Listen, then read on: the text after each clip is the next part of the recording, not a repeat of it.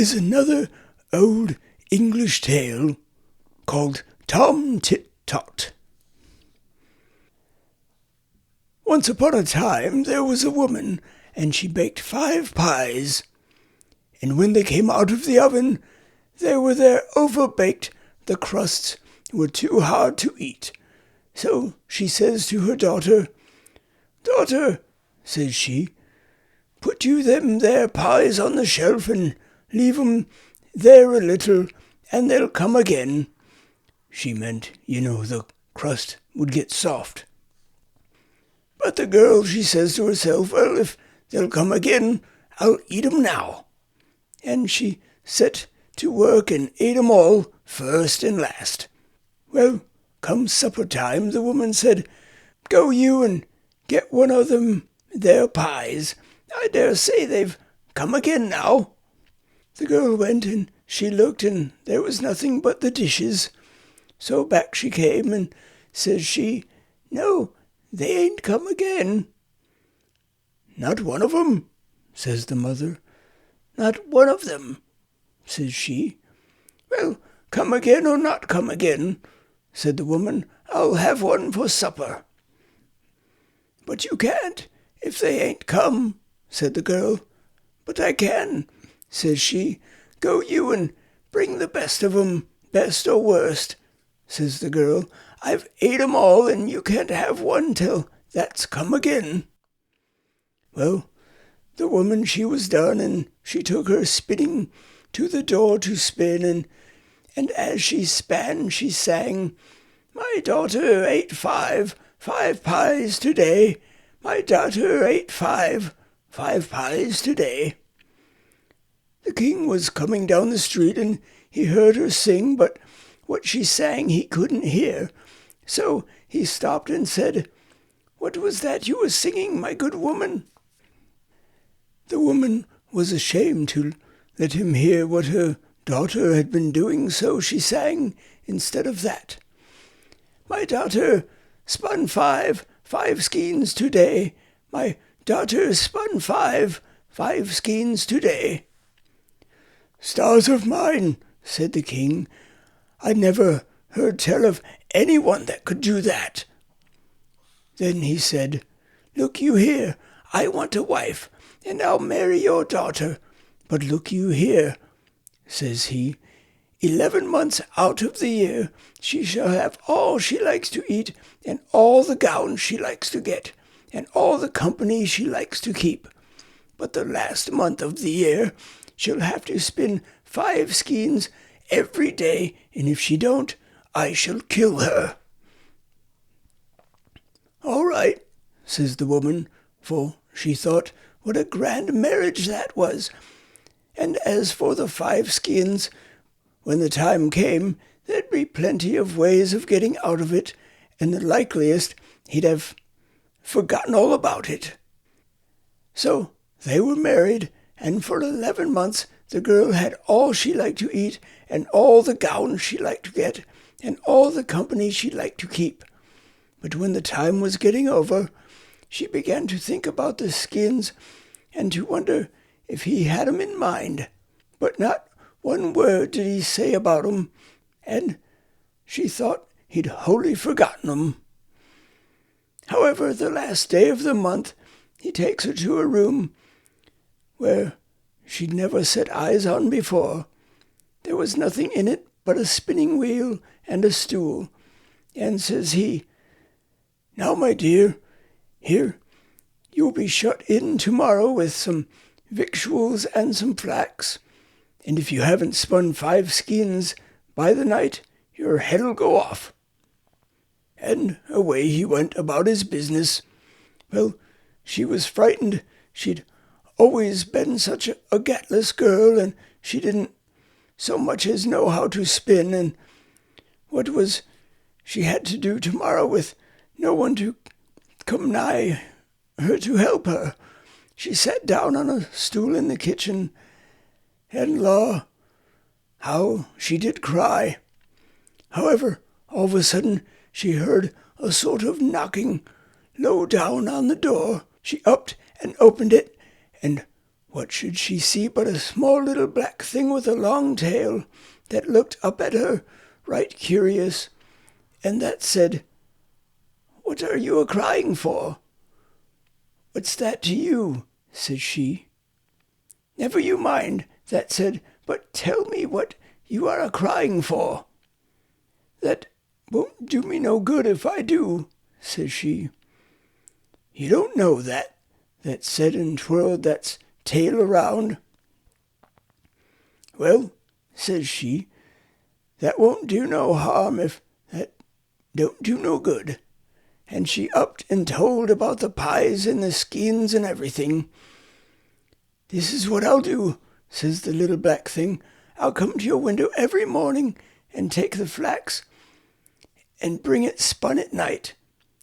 "What's your pay?" says she. That looked out of the corner of that's eyes, and that said, "I'll give you 3 guesses every night to guess my name, and if you haven't guessed it before the month's up, you shall be mine." Well, she thought she'd be sure to guess that's name before the month was up. "All right," says she, "I agree." "All right," that says, and law, how that twirled that's tail.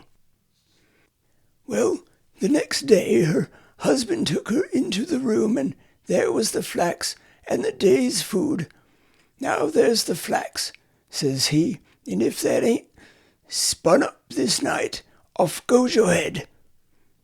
And then he went out and locked the door. He's hardly gone when there was a knocking against the window. She upped and she opened it, and there sure enough was the little old thing sitting on the ledge. "Where's the flax?" says he. "Here it be," said she, and she gave it to him. Well, come the evening a knocking came again to the window.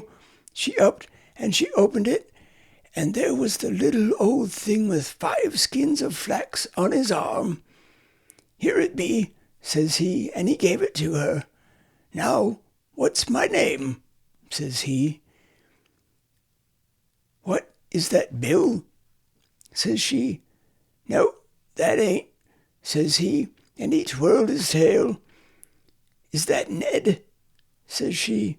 "No, that ain't," says he, and he twirled his tail. "Well, is that Mark?" says she.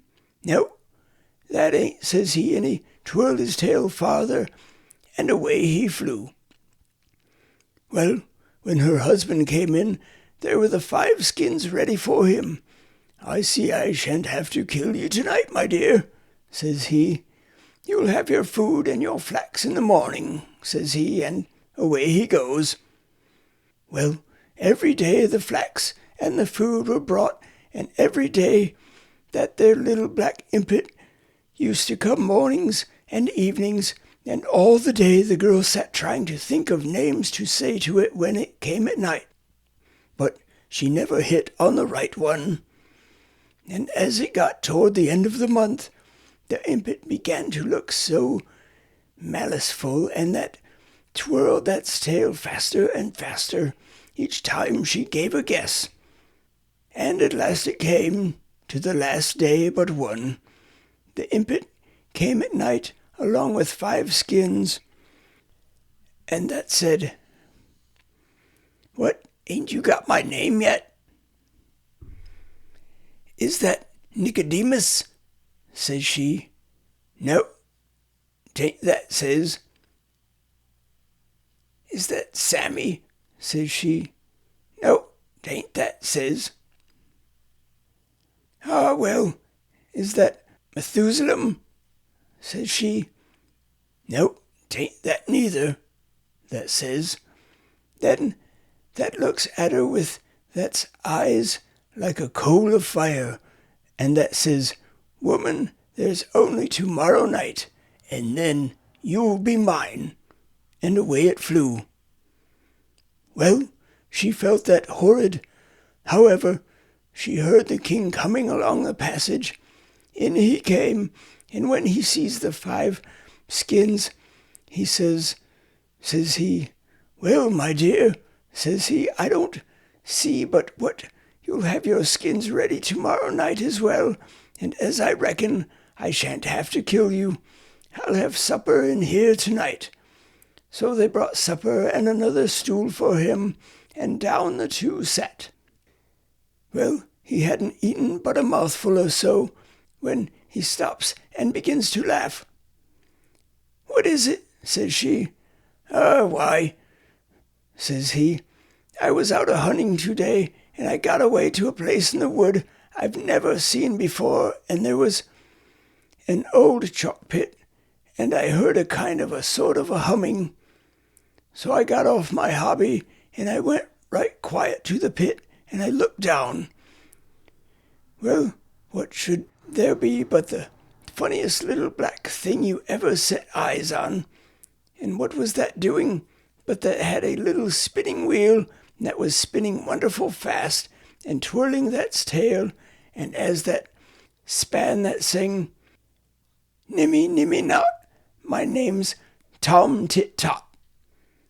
Well, when the girl heard this, she felt as if she could have jumped out of her skin for joy.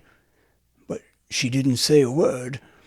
Next day there was little thing looked so maliceful when he came for the flax. And when night came, she heard that knocking against the window panes. She opened the window, and that came right in on the ledge. That was grinning from ear to ear. Oh, that's tail was twirling round so fast. "What's my name?" that says, as that gave her the skins. "Is that Solomon?" she says, pretending to be afeard. "No, 'tain't," that says, and that came further into the room. "Well, is that Zebedee?" says she again. "No, 'tain't," says the impet, and then that laughed and twirled that's tail till you couldn't hardly see it. "Take time, woman," that says, "next guess, and you're mine." And that stretched out that's black hands at her. Well, she backed a step or two, and she looked at it, and then she laughed out, and says she, and pointing her finger at it, "Nimmy, nimmy not, your name's Tom Tit Tot." Well, when that heard her, that gave an awful shriek, and away that flew into the dark, and she never saw it any more.